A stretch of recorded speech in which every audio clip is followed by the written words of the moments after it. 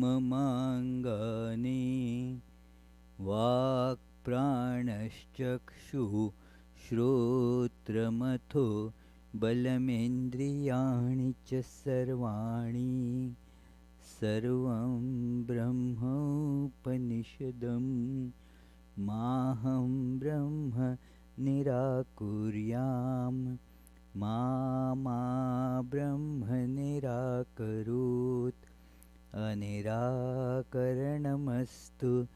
अनिराकरणं मेस्तु तदात्मनि निरतेय उपनिषत्सु धर्मास्ते मयि सन्तु ते मयि सन्तु। ॐ शान्ति शान्ति शान्तिः। May all my limbs attain strength. May the body, the mind, all the motor and sensory organs and life force, may they all attain strength. All is verily the one without second blissful reality. May I never deny the existence of this oneness. May this truth of oneness never reject me either. All the virtues necessary to experience this truth in life be with me. Om peace, peace, peace.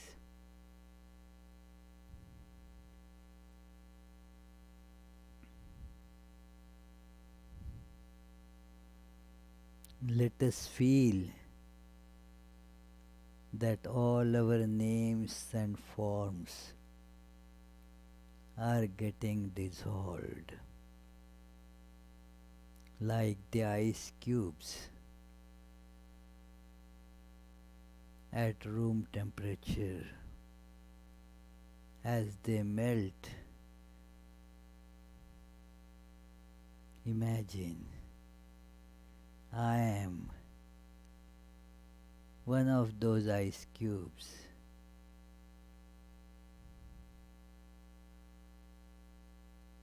As I am melting, my form is changing.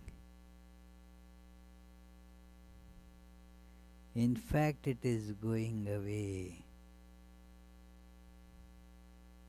So also all other forms around.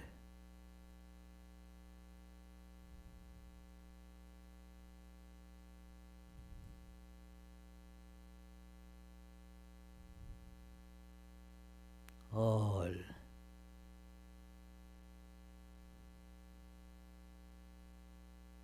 merge in the same inner reality of all those forms.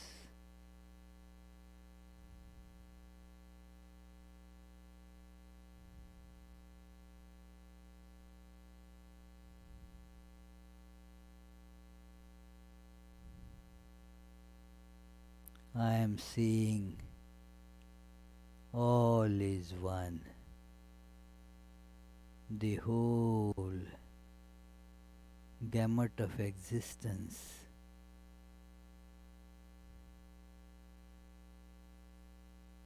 has shed its variety as it were.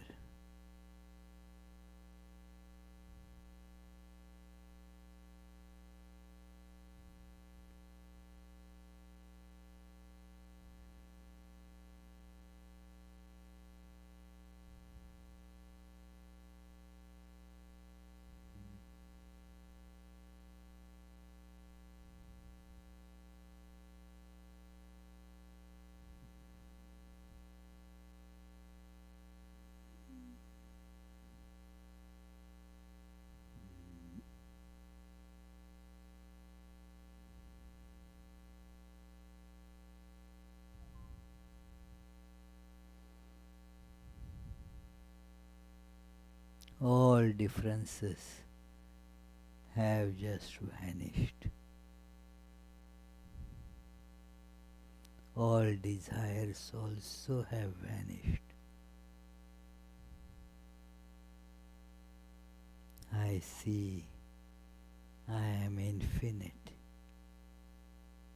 beyond time, space, and causation. I am perfection itself. I am bliss itself.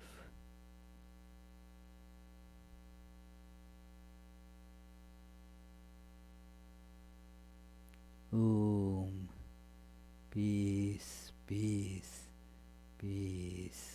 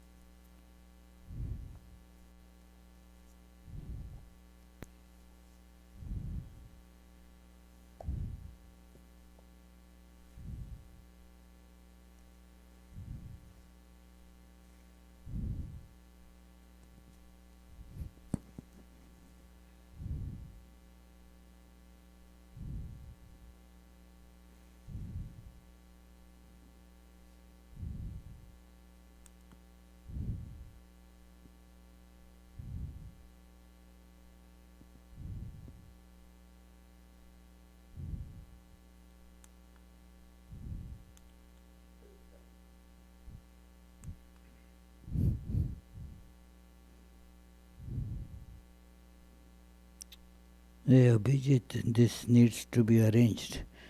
Now it is right, okay. So let us begin this 48th class of Svetasvatara Upanisad with our usual prayers.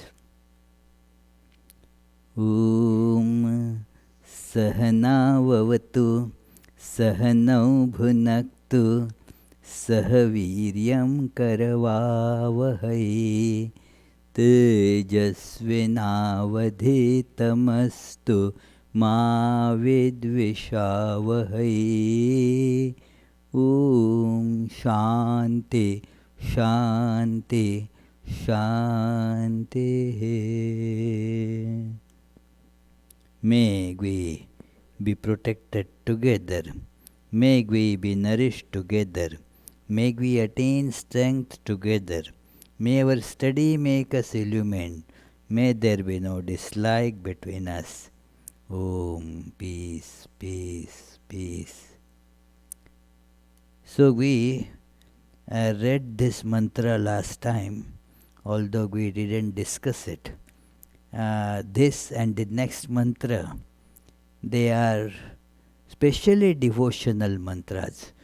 And that is why Swami Vivekananda, in the beginning of his Bhakti Yoga book, has given these two verses of Svetasvatara Upanishad. The book Bhakti Yoga and the treatise on devotion begins with these two verses from Svetasvatara Upanishad because they give the true perspective of God and how we can attain to the ultimate surrender at the feet of God. This is not to be done just emotionally. There must be a solid basis to our bhakti.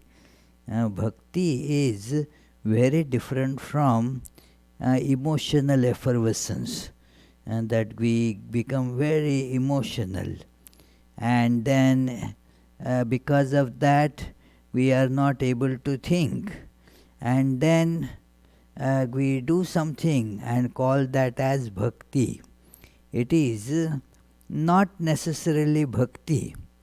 In bhakti there is certainly emotional upsurge, but that doesn't mean all emotional upsurge is bhakti.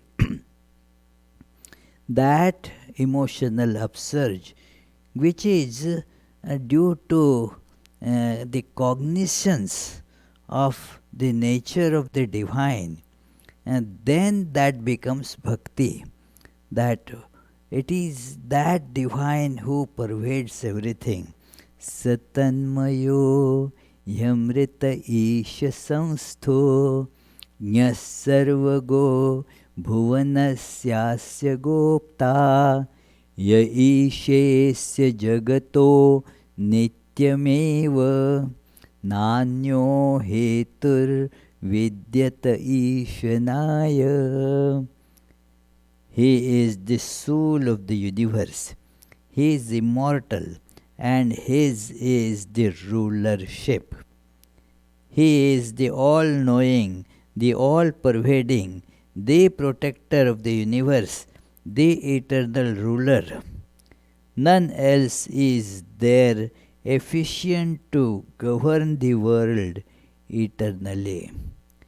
So, the protector and the eternal ruler, that is this divine, the eternal ruler, eternal protector. And it is so we see that sense of ego gets destroyed. I cannot protect myself. It is God who protects me. Eternally, not just me, everyone is protected by God, guided by God, controlled by God. There is none other efficient to control this universe. This is the nature of truth. There is no escape from that. This understanding, this awareness will of course give rise to the emotions that can then be called devotion. It is that feeling of surrender, that is the reality. Nothing is in my power. See, Sri Ramakrishna is surrendering to Divine Mother because she is the controller of everything. There is nothing, no scope for this I and mine. Okay, Divine Mother has this much control, other half control I have got. We are sharing the rulership. No, that alone is the rulership. That alone is the protector. So, I neither get protected nor do I protect. It is all the will of the Divine Mother. So, see, for example, Sri Ramakrishna's life, and that when Totapuri comes and tells him that you are a very qualified aspirant, you are preeminently qualified to practice the sadhana, the spiritual practice of a non-dual Brahman. And so, will you be able to take sannyasa? Sri Ramakrishna said neither yes nor no. He said, I do not know what I will do and what I will not do. It is the mother that knows. So, Totapuri said he couldn't understand. He thought mother means his mother. So, okay, then ask mother and tell me I am waiting here. Ask your mother. And he was very surprised to see Sri Ramakrishna entering in the temple and thought that this is, from childhood or from previous births. He has got these bad impressions, bad karma, bad sanskaras. That is why he is going to the temple. It is, why so? Call that image as Divine Mother. Huh? So, but he was tremendously surprised to see that Sri Ramakrishna spoke to that, and also Sri Ramakrishna told him that you haven't come on your own. Mother told me that yes, that is why I have brought this monk here so that you will be able to practice this non-dual Vedanta spiritual practice. I have brought him. So, for Sri Ramakrishna, he could see that everything is minutely governed by that one reality. It is not that like in some place, in a big organization, there is one supreme boss. But then that supreme boss takes some big decisions. Otherwise, the others, they take the day-to-day work is managed by the other people. The minor decisions, minor means they could be major, but not of that proportion. So they are left to others. But God is not only that big boss, He is boss to the last detail, is micromanages everything. Nothing is, done by anybody else. God is managing every single thing. As Sri Ramakrishna says, that even a leaf of a tree does not move without the God's command. It is only when God commands the leaf moves. So many such things, every single thing is governed by God. That is the awareness of Sri Ramakrishna. And let us see that God is, how does that God govern everything? How does that God protect everything?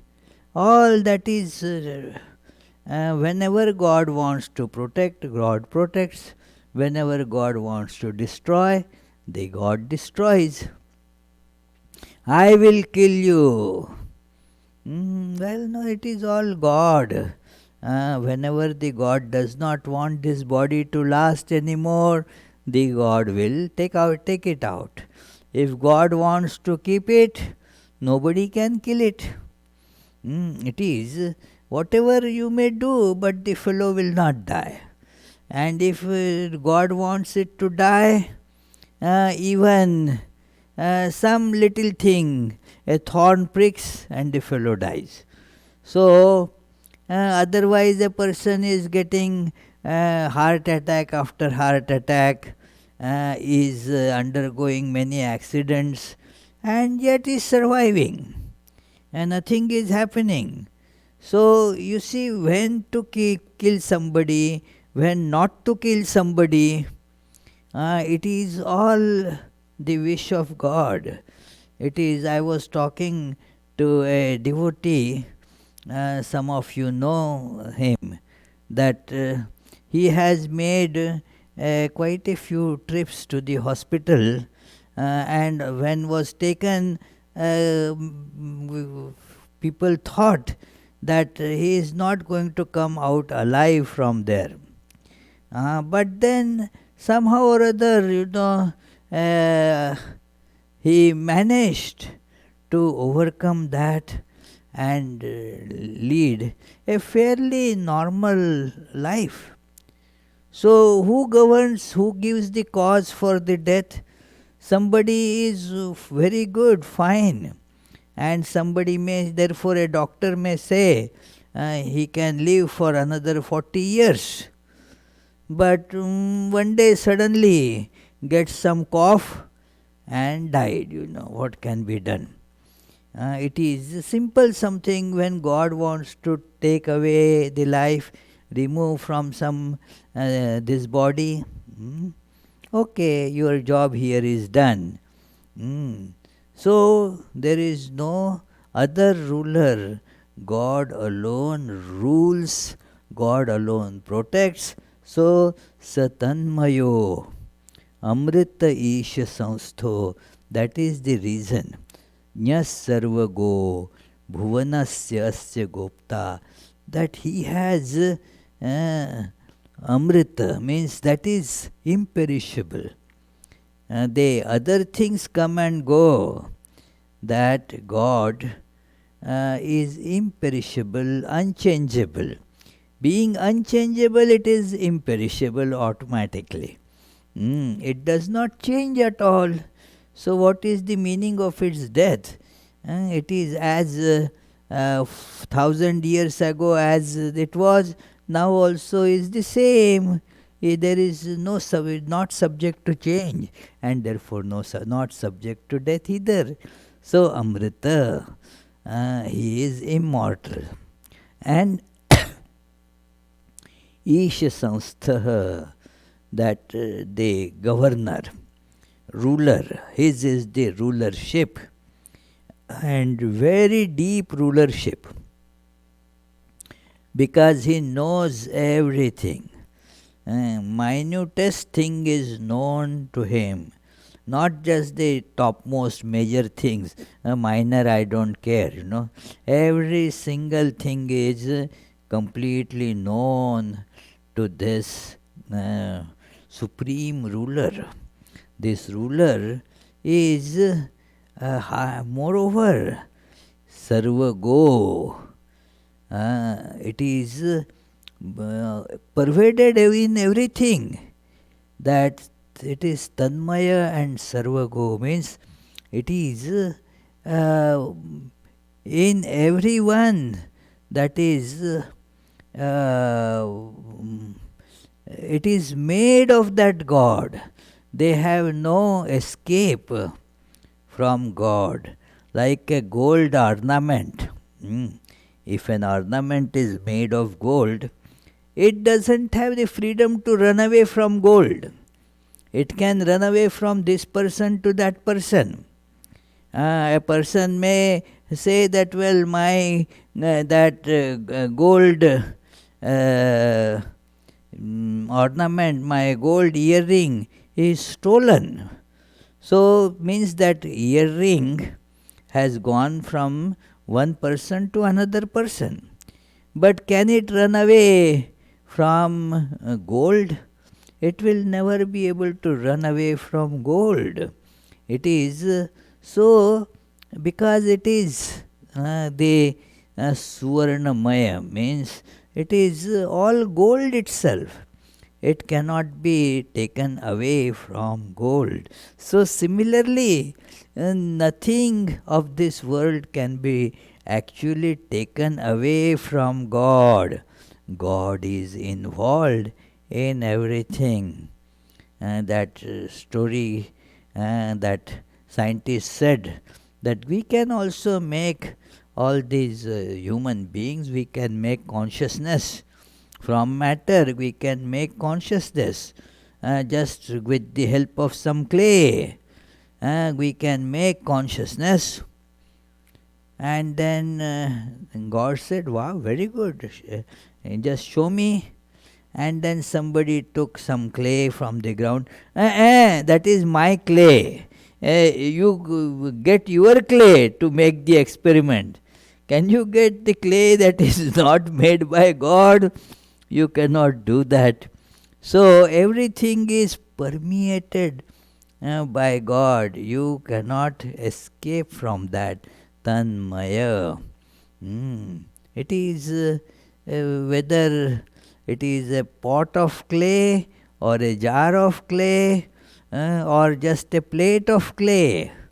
All is clay. They have the clay is permeated in every particle of it. It is clay.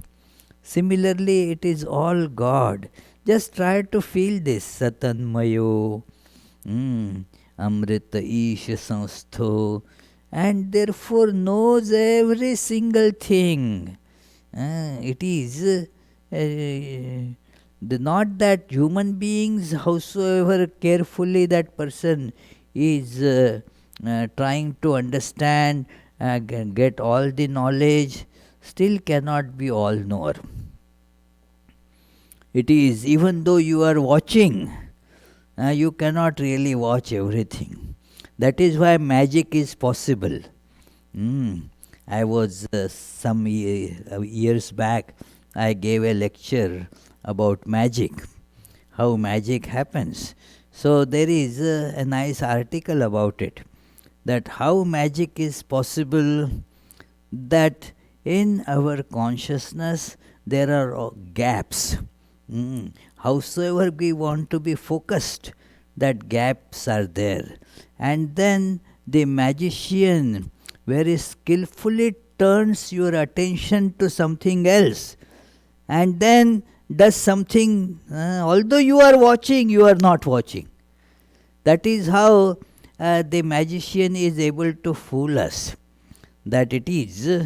And many thieves also do the same thing, that some years back, one lady, she was known to me, and then she, a simple hearted lady, so she had like Indian ladies, they have a lot of gold ornaments and all that on their person.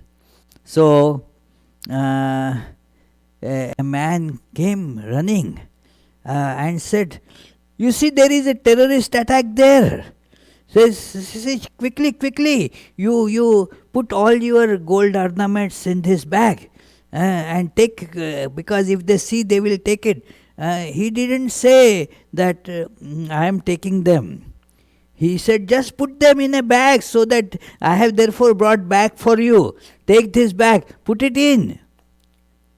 And then she put it in, because the bag was with her all the time. And then this man went away. After 10 minutes, she saw in that bag some stones were filled. The ornaments were all taken by this guy, because he had two identical bags. He took the ornament bag quickly, he changed. Hey, why are you dropping this bag? So take this, don't get nervous, and so forth. Already that lady had become nervous. So this gap in the consciousness was exploited. What I mean is that the magicians do not do anything different. Our attention is changed somewhere. It is like he wants to do something, and he said, watch, you keep strict watch, and see, soon you will see, I am going to cut this girl in half right before you. All the blood will get splashed. And suddenly, while people are, "Hey, why, you guys, what are you doing here? You get away. No, that is not the place to play here. You get," and people's attention gets there. What is he talking about? To whom he is scolding. And while people are looking there, something has happened that people do not notice. But with God, you cannot do that. His eyes are everywhere. God watches every single thing. Our attention changes from one place to another place. We cannot watch everything simultaneously. You remember that story I had told, that in the school, there were the kids, some sweets were kept for them, some nice edibles. So near the apples, the teacher put the board that to keep the children disciplined, just take one, God is watching.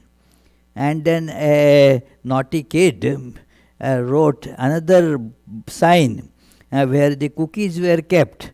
Take as many as you want, God busy watching apples, you say. So human beings are like that, that if they are watching one, they cannot watch other. But God has eye everywhere. Divi vachakshuratatam, as we say during the puja, that God's eye is everywhere. Whatever you may do, God is watching. Whatever you may close all your doors and nobody, you think nobody is watching. No, God is still watching. How? Is inside you. Jas sarvago bhuvanasya gopta. But because He is inside you, through your eyes He is watching. Everything is under its strict watch. So, it is all pervading. And the protector of the universe and eternal ruler. His rulership is very special rulership. Can't be transgressed because it is ruling from within, not ruling from without, not like a president of the country ruling. Well, you know, can be hoodwinked. How many things president can guard? It is especially if that president himself is under a lot of trouble. So can't really think of everything, can't watch everything. So, but this God's administration is through inside, so cannot be changed. Just an analogy, it is like the DNA.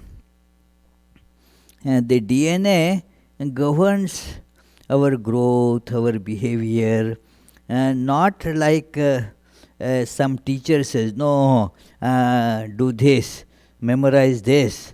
But this is DNA is inside, goes into your very programming of how you are going to grow. It cannot be therefore easily changed. There are actually ways to change that, but this is therefore just an example that if it is something in the gene, it has gone into gene. Now that will keep on governing your behavior. And therefore, it was some years ago that this craze was there, that everything is controlled by genes. And so a book is there in our library, The God Gene. Because this is an intriguing question. Why some people become religious, not others? So there must be something inside their gene, and that is making them religious. So many people, they are influenced, subjected to same influence, but not all turn out to be religious. And even though some have not been subjected to any religious influence, still they become religious. Two siblings growing up in the same atmosphere, one becomes religious, other doesn't. What can you do about it? It is governance from inside. So God governs everything through inside, and therefore can't transcend that governance. That is the special feature of God's governance. Yo brahmanam vidadhati purvam yo vai vedanscha prahinoti tasmai tam hadevam atmabuddhi prasadam. Atmabuddhi prakasham here. Yeah, some addition, Atmabuddhi prasadam, similar meaning. Tam hadevam atmabuddhi prakasham mumukshurvai sharanamaham prapadye. Seeking liberation, I take refuge in the Lord, the revealer of self-knowledge, in the beginning created Brahma and delivered the Vedas to him. So, the understanding that emotionally or feelingfully looking at that protector, creator, governor, automatically, when we understand this, that the surrender is the automatic result of it. That you surrender automatically. There is no scope that you can do something different from surrender. You will have to surrender to that divine being who is inside and outside, is enveloping you, including your thoughts. Your thoughts also, you don't have freedom to think. You think only those thoughts which God wants you to think. So it is so pervasive a governance. So when you know that, understand that, accept that, the result is surrender. You can't do anything. So surrender. And that Totapuri I was talking about, who taught Sri Ramakrishna, he used to ridicule Sri Ramakrishna for his devotional mentality. If Sri Ramakrishna would start chanting the name of Lord, then doing like this, then he would say, hey, why are you making tortilla? It is tortilla roti. So, because in that part they make tortilla like that. Take some dough, and then bake it. So that is his way. So he didn't understand the devotion of Sri Ramakrishna. Sri Ramakrishna laughingly said, "Oh, I am taking the name of God and you say I am making this tortilla? What?" So, but he did not budge from ridiculing Sri Ramakrishna. Although he deeply felt the greatness of Sri Ramakrishna, and that is why he continued to stay with Sri Ramakrishna, even though he normally wouldn't stay at any place more than 3 days. This was very unusual. And then their conversations continued. Sri Ramakrishna continued with his devotional practices as well. One day it so happened that Totapuri had a stomach colic, very bad pain, and he could not therefore concentrate on in meditation. Normally when his concentration was so good, whatever may be the condition, just sit and the mind will merge in the meditation of that divine. But because of the pain, the mind was getting again and again on the body, and he did not know what happened. He, in all his past life, he never had any sickness, any such illness had never bothered him. So he was completely unaware of what happens when the body falls sick like this. But to teach him a lesson, now the Divine Mother had made this arrangement. So he thought, well, I am not after all body. If this body is not letting me meditate because of the pain, let me just give up this body. What is the need? I have this, everything that is to be achieved has been achieved. Let me just go in the Ganges and let the body be just drowned in that. So thinking thus, he started walking into the Ganges. And normally there would be, after a few steps, there would be lot of water for that person to get submerged, drowned. But somehow on that day or that night, he went on walking, almost reached the other bank, and there wasn't water enough for him to get submerged, inundated in it. So he could not understand what is this. By this time, as he was walking, he could see this miraculous thing. His understanding had changed, that we don't have any power. Everything is governed by the divine. It is without the permission of Divine Mother, you cannot even give up your body. You cannot die also without the permission, without the design. It has to fit the mother's plan. You can plan your death, but if it doesn't go with mother's plan, you will not be able to. There is that funny story of a guy who was very depressed, and so decided to kill himself by getting some poison.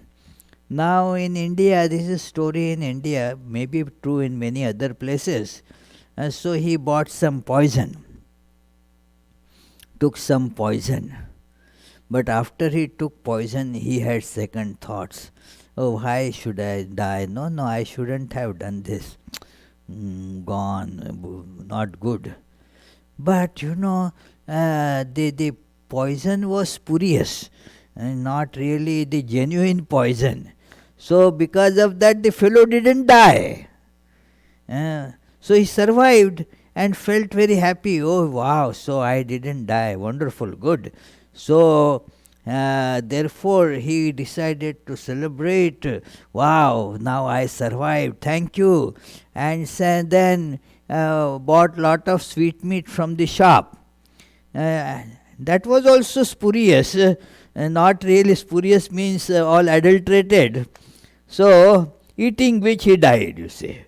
So eating that, the fellow died because it was adulterated, and so the poison being adulterated, eating poison, he didn't die.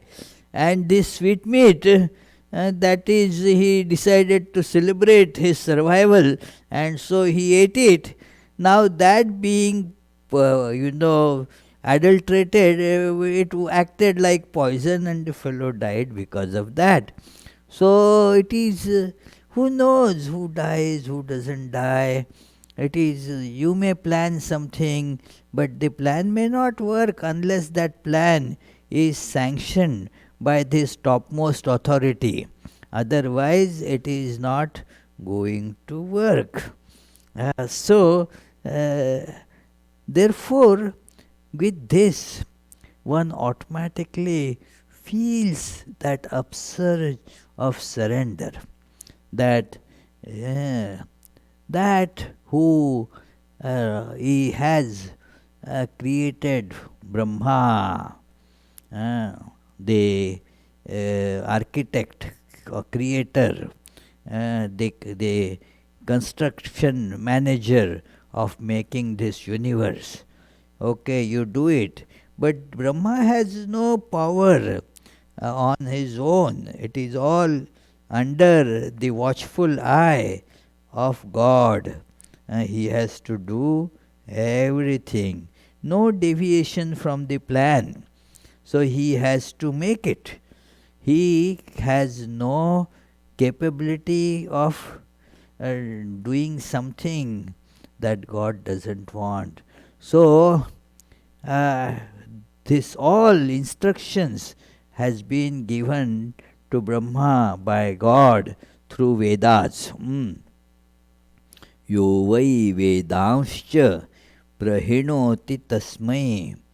So has given this Vedas to Brahma. that according to this you have to manage everything. So Brahma has no independent authority as such. Exactly, if no, it will get disapproved, can't function. So therefore, there is that story I had told, that Brahma thought that, well, everything is anyway controlled by God. People also say that it is the universe of God. What is the point in continuing in this job? So he decided to give resignation from his position, took his resignation letter to Lord, said, Lord, now enough, I think I should move on now. Why? God said, you are doing good work, continue. But Brahma was feeling that kind of hurt, that I don't get credit, I have no authority, I have to do exactly what God says. What is the fun of this kind of just being creator? That God meddles in everything. I have no authority to change anything. So he was very sulky. He said, no, enough is enough, God. Why? Do you want a raise? Or no, no, God, I'm quite happy, but I must move on. Let some other youngsters take up the job now. I have done my time, so it is. So he kept the resignation letter, started walking back, and saw a long line there outside the god's mansion. All old people with lot of files in their armpit, their laptops and all. They were lined up there. So he said, all these people look quite old, long beards. So what is this? Where are they going? And then he asked ultimately, well, what is the point? What are you lining up for here? No, no, we all are actually the Brahmas who had resigned from our posts, And after that, we haven't found any job. We had resigned from our position. Now we just heard that the present Brahma has resigned, so we are now trying our luck. So we have lined up. And this Brahma therefore ran back to God. Oh God, I hope you have not still affected that, haven't taken final decision on this, my resignation letter. So I thought you said to continue. How can I say no to you? So I have come back. I will resume my work.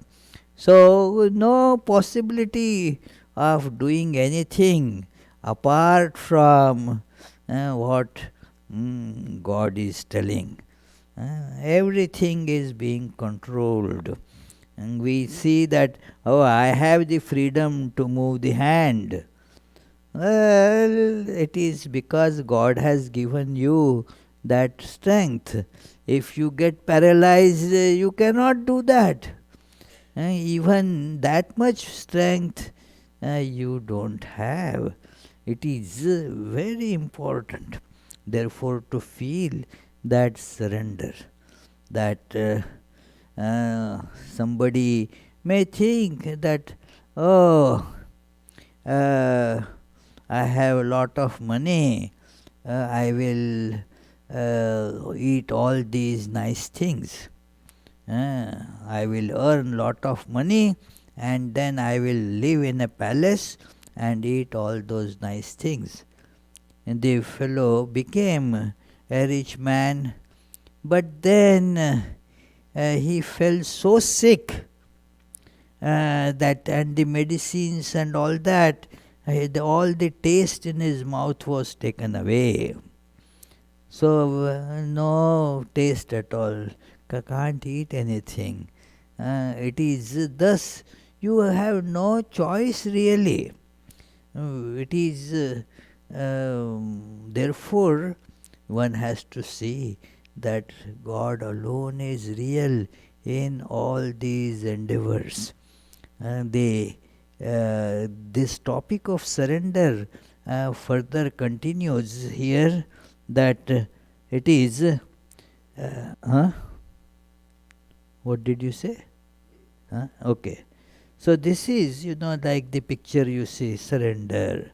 You offer salutations with your whole heart in it. That God, you alone are real. May this salutation and to you, and this is, that man probably is offering the water to Lord, that in the form of the sun, rising sun. Many do this kind of worship. If you go to where there is Ganges, river Ganges, like near our headquarters, Belur Math, or near Kashi, you will see many early morning they stand there and offer the prayers to God in the form of that rising sun, which is a beautiful imagery. That so it is, but what do they do? That okay, take the water from the Ganges, and then pour back in the Ganges. That it is this is offering to you. So sometimes they worship Ganges also in the same way. With the water of the Ganges, they offer it to Ganges. But the feeling of surrender is important. We have nothing our own. It is everything belongs to God. Nothing is my own. Oh, I will give $50,000 to God. Where did you get those $50,000 from? It is God has given you more, much more. So from that you are giving some little amount.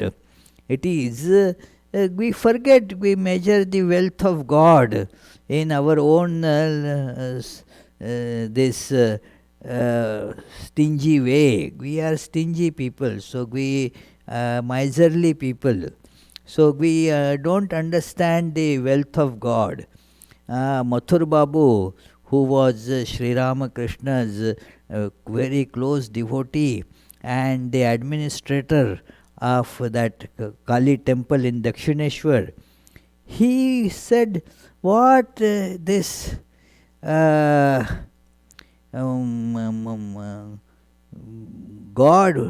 this God, there is the temple of Radha Krishna there. So it is so the ornaments of that that image, they were stolen. Now he felt, what that God, how can he protect us? He could not protect the ornament on his own person, and now how can he protect us? So he said to Sri Ramakrishna, Sri Ramakrishna told him, you have such petty-mindedness that for you they are ornaments. For the one whose this whole universe is his glory, what does it matter for that God? For a few pieces of gold here and there, they are valuable to you, not to God. So this is how we should see this truth. So then this next verse also tells it that it is Nishkalam, Nishkriyam, Shantam, Niravadyam, Niranjanam.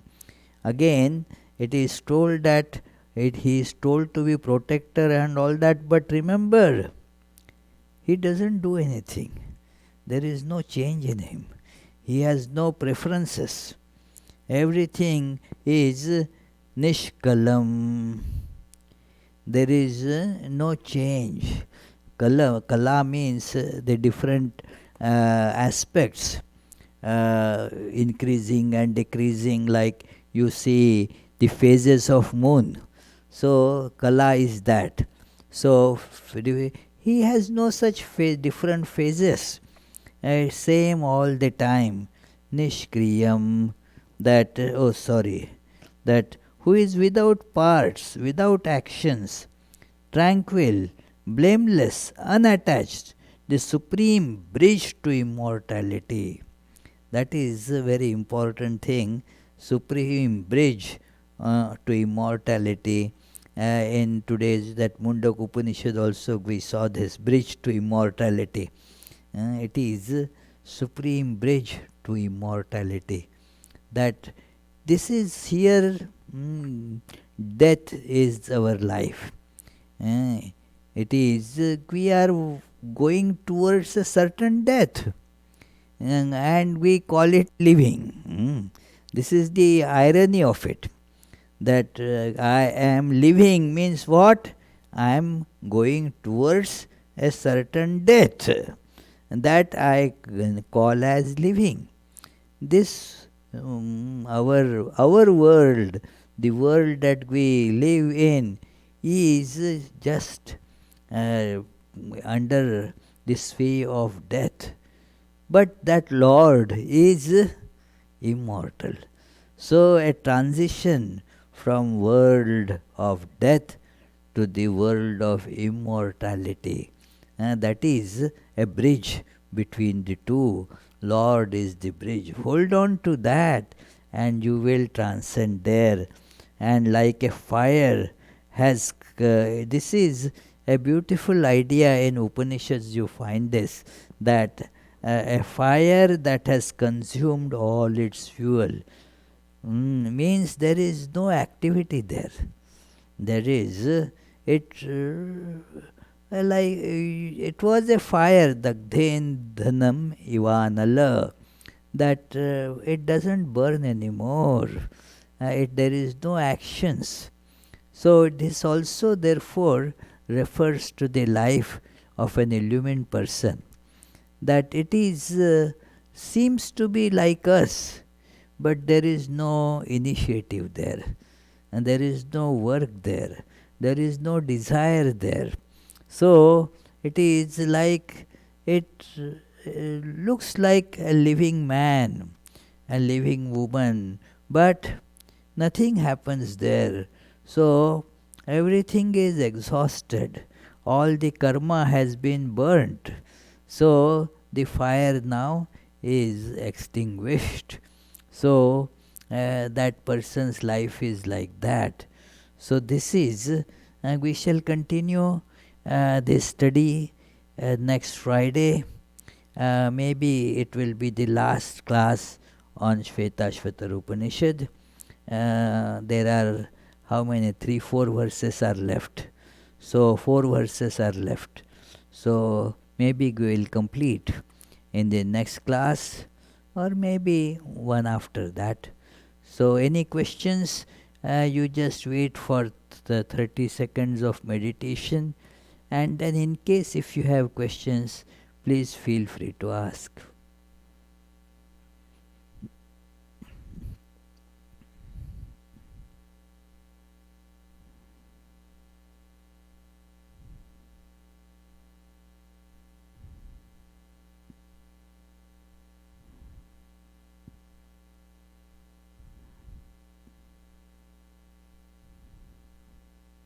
Yes, please. Yes, Charlie.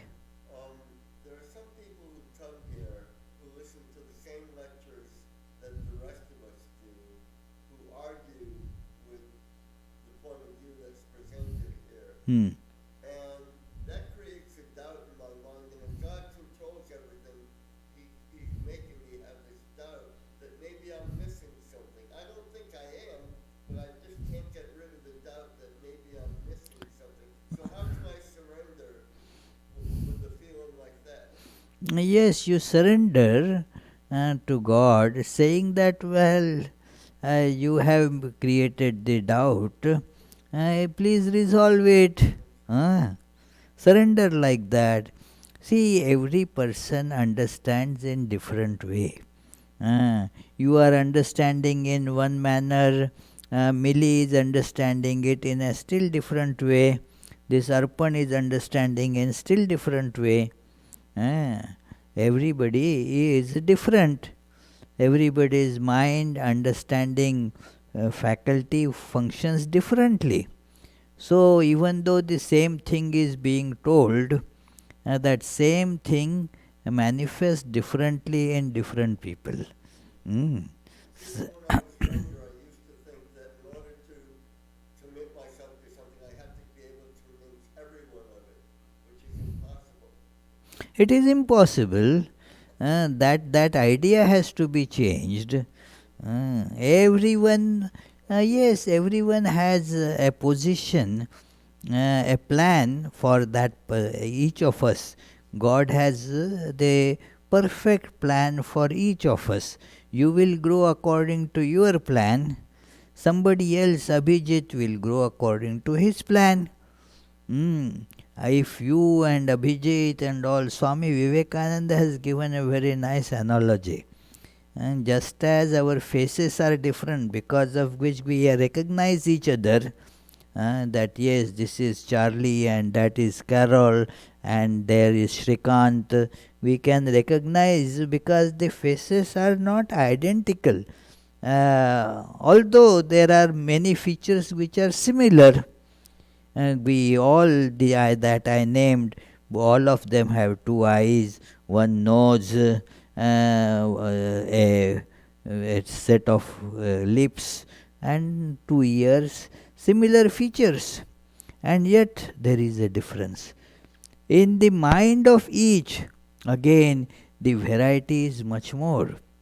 So, if we, Swami Vivekananda says that if we all think in exactly the same manner, it is like all of us having exactly the same face. So you are just looking at yourself all the time. Terribly boring, isn't it? So, therefore, in our mind also there is tremendous variety, that it is needed. All that variety, because people are at different locations, different mental trends are there. So everybody will be reaching the same goal through whatever is the path that is chalked out for them. So that is. So any other question? Yes, Naomi, wow, today is a very special day. And Naomi hardly ever asks questions. Yes, Naomi.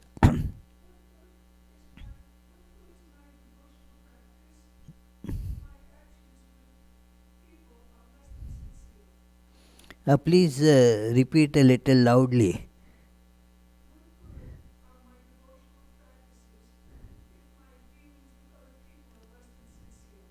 Less than? Let us try to make it sincere. It is, see, we have to be sincere. The problem is, I doubt his sincerity, he doubts your sincerity, you doubt somebody else's sincerity. That is not right. Everybody in one's own way is sincere. Our thinking is going to differ, but that doesn't mean we should not be sincere. So that is, everybody has a devotion that functions according to one's intensity, caliber, the mode of expression and all that. It is, so that is the variety. Your devotion is very good. Your devotion is very good. And if you feel that you are not sincere, then be sincere. What can be done, It is, we all have to be sincere. Don't think, we think that Naomi is the most sincere person.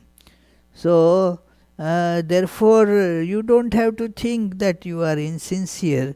It is a revelation for me that Naomi is not sincere. Probably which Naomi, some other Naomi might not be. This Naomi that I know is very sincere. Huh? Huh? Universal? Yeah, yeah. So the devotion brings in sincerity. To the extent a person is sincere, the devotion becomes functional. Hmm. But it is again something that has potential for growth. One may not be 100% sincere, maybe just 5% sincere, so can be devoted 5%. But maybe gradually the devotion and sincerity both will become 10%, may become 50%, may become 99%. Mm. So it's like that. Yeah. Huh?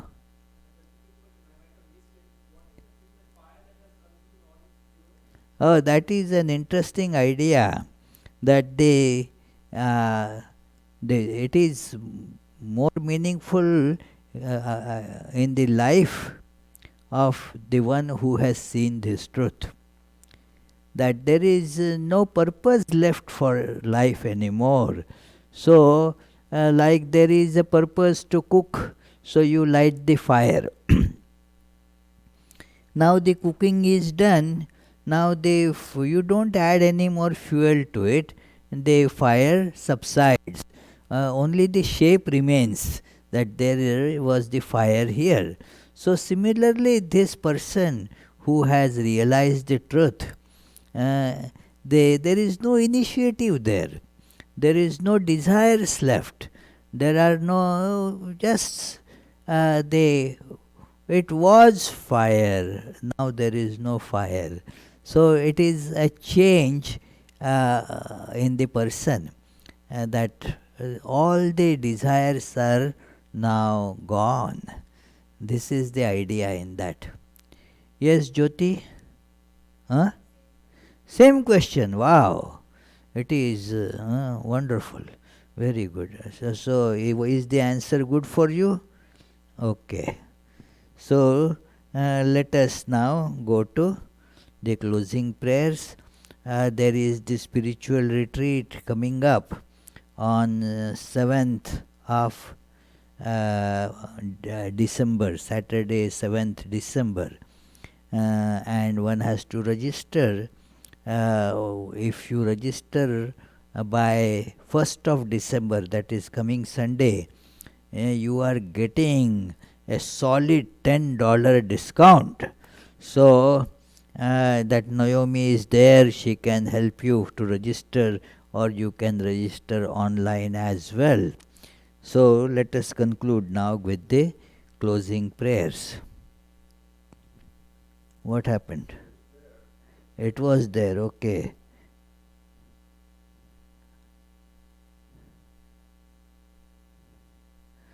Om Shanti Shanti Shanti Hare Om Tat Sat Shri Ramakrishna Arpanamastu.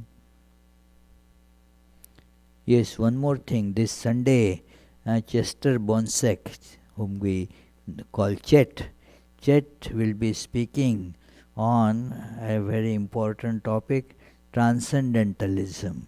So you are, those who can, are requested to come to listen to the lecture.